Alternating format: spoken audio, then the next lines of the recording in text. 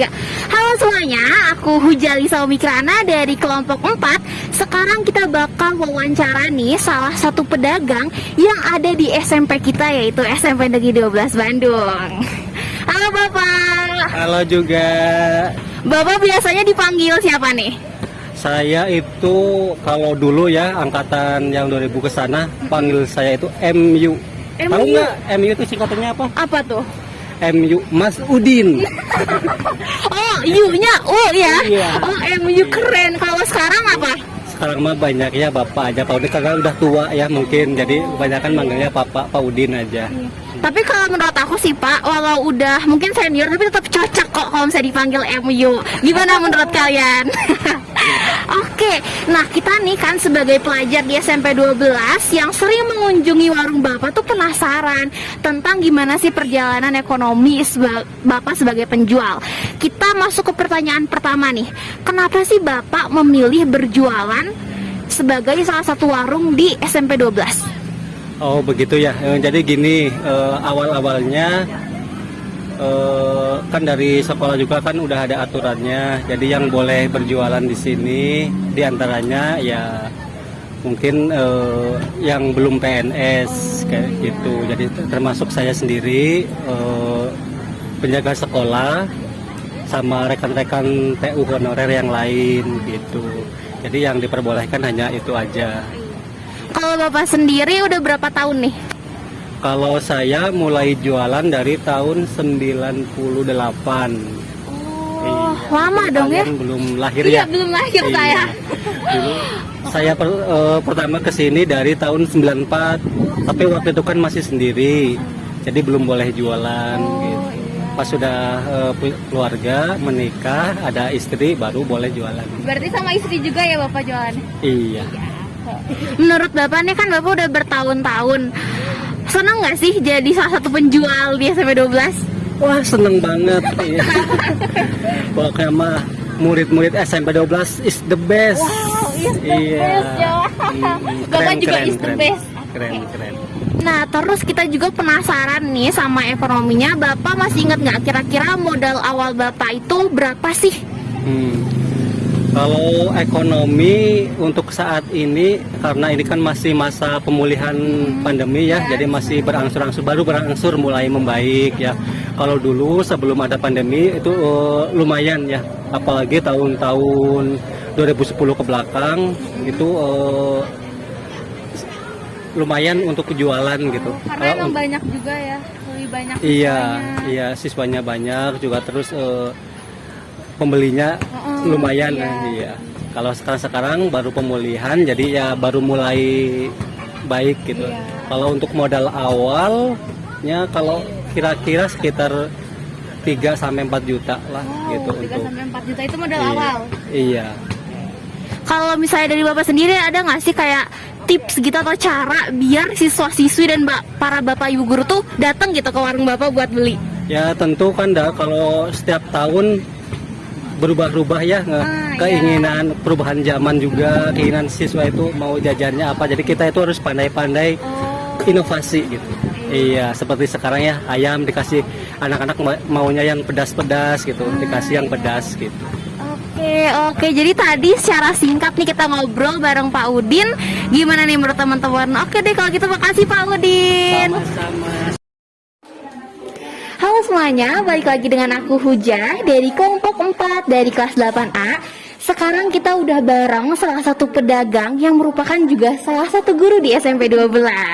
Nah, Ibu boleh dong langsung kenalan aja nih. Halo, nama Ibu Andila, dipanggilnya Ibu Dila. Oke, jadi kita sekarang bareng sama Bu Dila. Nah, FYI ini teman-teman, Bu Dila ini guru BK kita loh. Oke, kita nih penasaran sama gimana sih lika-liku kehidupan Ibu sebagai pedagang. Sekarang masuk ke pertanyaan pertama, kenapa sih Ibu milih jadi pedagang? Oke. Ibu mau cerita dulu awal mulai jadi pedagang aja ya. Iya. Dulu itu waktu pas awal-awal Ibu jadi guru, kan kalau dulu gaji zaman dulu sama gaji sekarang kan beda ya. Oh iya. Ya, istilahnya mah dulu gajinya kecil, ya kan? Iya. Jadi karena dulu gajinya kecil dan dulu kan Dedi masih bayi, ya kan? Dulu Dedi masih bayi. ceritanya itu butuh popok. Ya karena popok mahal, ya kan pampers mahal ya, pampers mahal ya.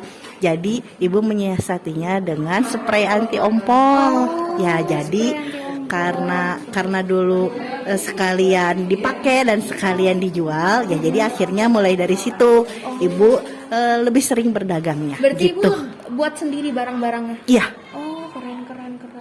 Kalau berarti ibu udah berapa tahun nih jadi pedagang?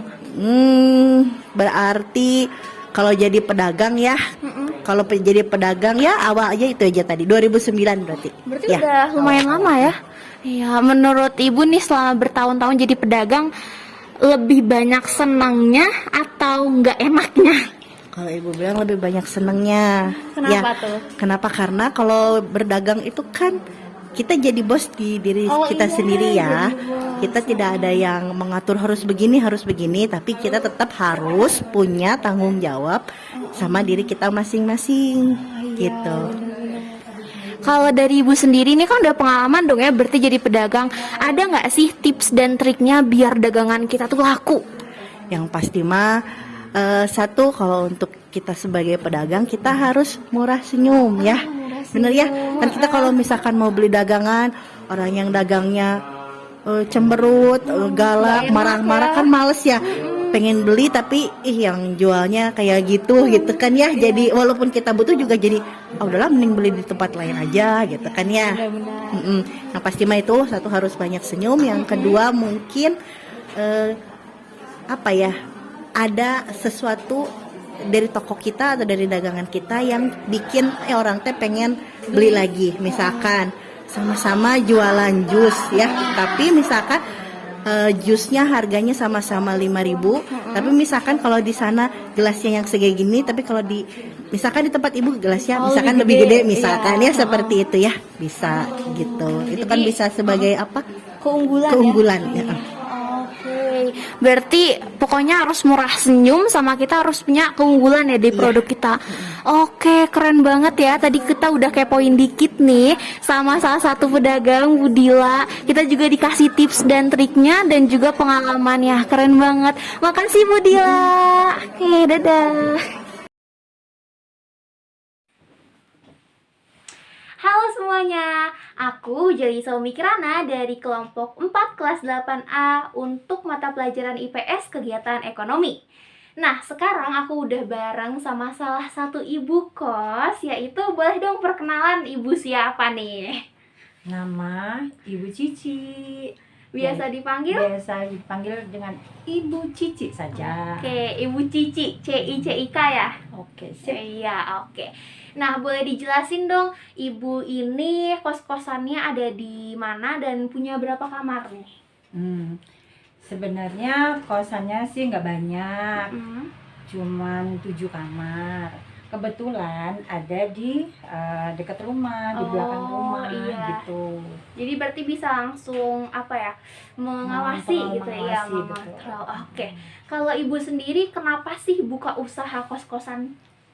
Alasannya sebenarnya karena kita kan tinggal di kota nih. Tinggal di kota. Kebetulan di kotanya deket dengan kampus-kampus yang strategis gitu kan. Jadi posisi rumahnya itu strategis gitu. Jadi banyak dibutuhkan anak-anak kos yang mahasiswa, terus kemudian yang kerja.